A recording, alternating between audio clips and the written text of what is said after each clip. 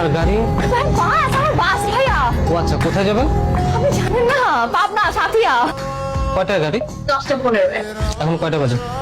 11:15 ভাইয়া। আপনার জন্য কি গাড়ি 1 ঘন্টা লেট করবে? আমি ফোন করেছিলাম তো ভাইয়া। হ্যাঁ, আপনি জানেন না রাস্তার কি অবস্থা, ভাই জ্যাম, ঈদের বাজার, আপনি বুঝতে পারছেন। শিট। ও ভাইয়া, আমি তো প্রোগ্রাম থেকে আসছি ভাই, দেখে বুঝতে পারছেন না, একটা প্রোগ্রামে হোস্ট করেছি ভাই আমি, এই জন্য আসতে লেট হয়ে গেছে। আমি তো ফোন করেছিলাম, এই জন্য অপেক্ষা করবেন না?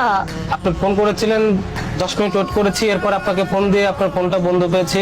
আপনি ছাড়া তো আরো 41 জন যাত্রী থাকে, তারা চিল্লাচিল্লি করছিল, গাড়ি চলে গেছে।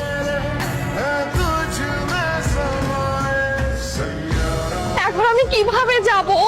একটা বাস নেই, একটা কিচ্ছু নেই। আমি এখন ফ্যামিলির সাথে ঈদ করবো, ফ্যামিলি আমার জন্য ওয়েট করছে না। টিকিট কেউ ম্যানেজ করে দিতে পারলো না, করলাম তারপর অপেক্ষা করলো না। এইটা কোনো কথা? মেয়ে মানুষের সমস্যা, বুঝছেন? কিছু হোক আর না হোক, হস করে কান্না করে দিই। আপনি আমাকে মেয়ে মানুষ কেন বলছেন? হ্যাঁ, আমাকে কি মানুষ মনে হয় না? আমাকে মানুষ বলতে পারতেন না? কেন মনে হবে না? মানুষ তো আমি নিজেও, আমিও বিপদে পড়ছি, আমি তো আপনার মতো ফস করে কাঁদতেছি। কি সমস্যা পড়ছেন মানে?